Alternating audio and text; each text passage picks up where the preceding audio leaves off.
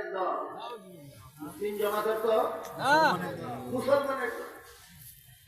অথচ এরা কোরআনের একটা সুস্পষ্ট আয়াত অমান্য করে। মনে আছে এই কথা? কোরআনের কোন আয়াতের ব্যাখ্যা দরকার হয়? অস্পষ্ট অর্থবোধক আয়াতের ব্যাখ্যা দরকার। সুস্পষ্ট অর্থবোধক আয়াতের কোন ব্যাখ্যার দরকার নেই। যেমন আয়াত অমান্য করলে সাথে সাথে কাফির হয়ে যায়। কোরআনের সূরা আহজাবের 40 নম্বর আয়াতে আল্লাহ আমাদের নবীকে কি উপাধি দিয়েছেন? খাতামুন নবিয়্যিন।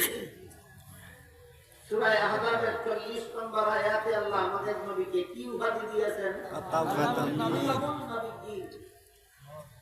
হাদিস শরীফে রাসূল করিম সাল্লাল্লাহু আলাইহি ওয়াসাল্লাম এর অর্থ বর্ণনা করে বলেন, লা তাকুমুস সাআতু হাত্তা ইউবআসা দাজ্জালুনা কাযযাবুনা কুল্লুহুম ইয়াজআমু আন্নাহু নাবিয়্যুন ওয়া আনা খাতামুন নাবিয়্যিন লা নাবিয়্যা বাদি।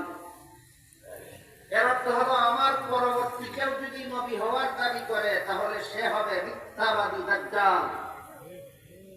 কারণ বর্ণনা করে রাসূল বলেন, আমার পরবর্তী কেউ নবী হওয়ার দাবি করলে মিথ্যাবাদী দাজ্জাল হওয়ার কারণ হলো আল্লাহ যে আমাকে খাতামুন নবিয়্যিন উপাধি দিয়েছেন। এর অর্থ হলো আমার পরে আর কোনো নবী নাই, আমি শেষ নবী।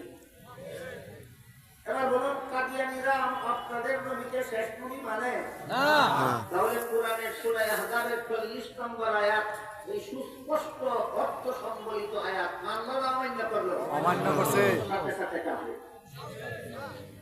কেউ যদি বলে রমজান